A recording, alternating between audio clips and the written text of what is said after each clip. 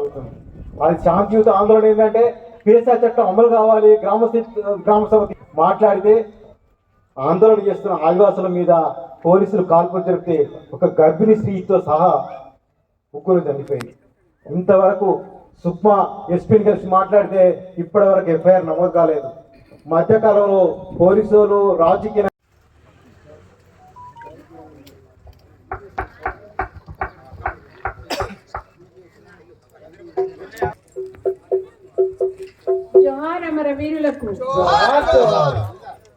చెప్పిన విషయాల్ని మనం పాలక వర్గాల్ని భయకంపితులు చేసింది. ఎప్పుడైనా సరే దేశాన్ని పరిపాలించే వాళ్ళు, నియంతృత్వ పరిపాలన అమలు చేయాలనుకున్న వాళ్ళు అనివార్యంగా ఆయుధాన్ని ఆశ్రయిస్తారు, అనివార్యంగా యుద్ధాన్ని ఆశ్రయిస్తారు, హింసని ఆశ్రయిస్తారు.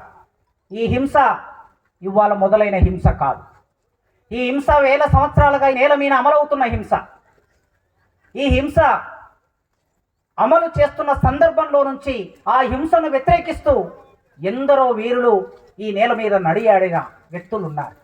ఆ క్రమంలో ఒక జీతగాడిగా ఈ దేశానికి 1947 ఆగస్టు 15 స్వాతంత్రం వచ్చిందని చెప్తూ ఉన్నారు. 47లో స్వాతంత్రం వస్తే 52లో పుట్టిన ఏసోబన్న జీతగాడిగా ఎందుకు మారాడు? ఏసోబన్న లాంటి వీరుల్ని చంపుతున్న వాళ్ళైనా, రాజ్యహింసని అమలు చేస్తున్న వాళ్ళైనా, ప్రజాస్వామికవాదులైనా, లేదా ఈ రాజ్యహింసకి మద్దతుగా నిలబడిన కొందరు మేధావులైనా ఆలోచించవలసింది ఒక సందర్భం మీకు నేను విజ్ఞప్తి చేస్తున్నా. ఇది విజ్ఞప్తి అనుకుంటారా, విన్నపం అనుకుంటారా, డిమాండ్ అనుకుంటారా? ఒక్కసారి ఆలోచించండి. మధ్య భారతంలో ఒక్కొక్కరు రాలిపోతూ ఉన్నారు. ఒక మనిషి తయారు కావడానికి, ఈ నేల మీద ఈ దేశానికి నాయకత్వం వహించడానికి, విస్తృతమైన జ్ఞానాన్ని పొందడానికి ఎంత సమయం పడుతుంది? 50 సంవత్సరాల క్రమంలో, ఉద్యమ క్రమంలో తయారైన వ్యక్తుల్ని పట్టుకొని ఒక్కొక్కరిని చంపేస్తూ ఉన్నారు. మధ్య భారతంలో ఒరిగిపోతూ ఉంటే, తెలంగాణ నేల మీద ఒరిగిపోతూ ఉంటే, ఒక 10 కోట్ల మంది ఉండే ఆదివాసుల మధ్య పోరాటం చేస్తూ ఉంటే, ఈ దేశమంతా 140 కోట్ల జనాభా ఉన్న దేశం ఏం చేస్తుంది? పౌర సమాజం ఏం చేస్తుంది? అందుకే 40 ఏళ్ళ స్వాతంత్రం వచ్చిందే నిజమైతే ఏసోబన్న జీతగాడిగా మారే పరిస్థితి లేదు. మాదియ కులంలో పుట్టిన ఏసోబన్న ఊరికి దూరంగా ఉండవలసిన అవసరం ఎందుకు వచ్చింది? తినడానికి తిండి లేక, కట్టడానికి బట్ట లేక, తను మాత్రమే కాకుండా తన చుట్టూ ఉన్నటువంటి ప్రజలందరికీ 3 పూటల ఈ 5,000 నోట్లోకి ఎందుకు పోవటం లేదనే ప్రశ్న వేసుకున్నప్పుడు ఈ దేశానికి స్వాతంత్రం వచ్చినట్లా రానట్లా? చదువులు లేవు, ఉద్యోగాలు లేవు, భూమి లేదు, జీవితం లేదు. లేనప్పుడు అనివార్యంగా ఒక యాతన మొదలైంది. ఒక్క ఏసోబన్న మాత్రమే కాదు, సూరపనేని జనార్దన్, పులి అంజన్న, లింగమూర్తి, ఇట్లా మొదలు పెడితే ఎంతమంది పేర్లైనా చెప్పొచ్చు. వీళ్ళందరూ తమ కుటుంబంలో అందరిలాగే ఈ దేశంలో 140 కోట్ల మంది లాగే పుట్టి పెరిగారు కదా. మరి వీళ్ళు మాత్రమే ఒక కొత్త ఆలోచన ఎందుకు చేశారు? 40 ఏళ్ళ స్వాతంత్రం వస్తే 67 వరకు చూశారు, 20 ఏళ్ళు చూశారు. బ్రిటిష్ వాడు ఉన్న కాలంలో ఎందుకు నక్సల్ మరి అవసరం వచ్చింది? ఆదివాసులు అమాయకులైన వాళ్ళు, తెల్ల బట్టలను చూస్తే పారిపోయే మనుషులు, వాళ్ళు తెల్ల బట్టలను చూస్తే పారిపోయే మనుషులు పోటుగొట్టుకొని వ్యవసాయం చేసుకుంటారు.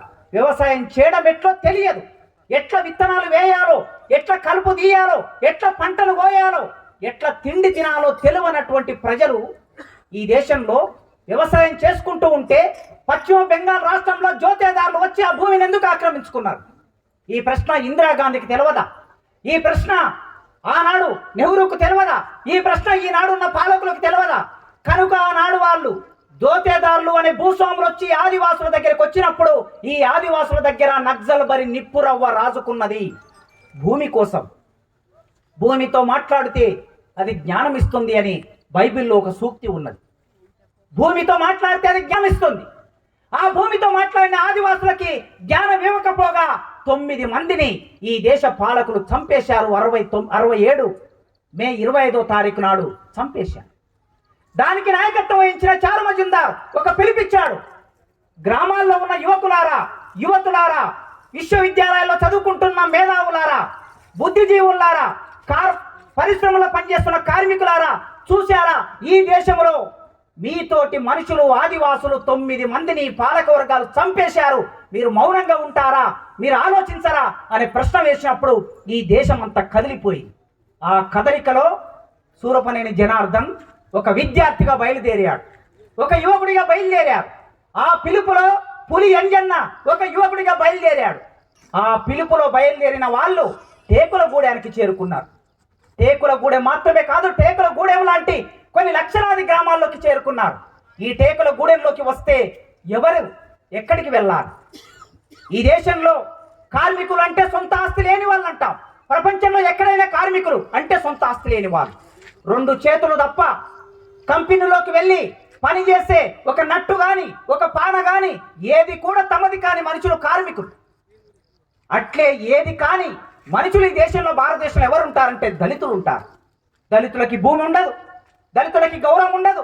దళితులు కాళ్ళకి చెప్పులు తయారు చేసిన వాళ్ళే తిరిగి చెప్పులు వేసుకునే అవకాశం ఉండదు.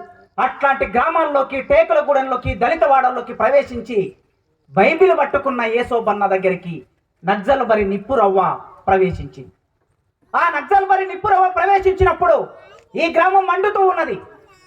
అయ్య చేసిన అప్పు కిందికి దొరల్లా జీతగాడ, 6 ఏళ్లకి జీతం ఉంటివా దొరల్లా జీతగాడ, మీసమన్న మనువక ముందే దొరల్లా జీతగాడ, కాశగడ్డి కుప్పగొడితివా దొరల్లా జీతగాడ.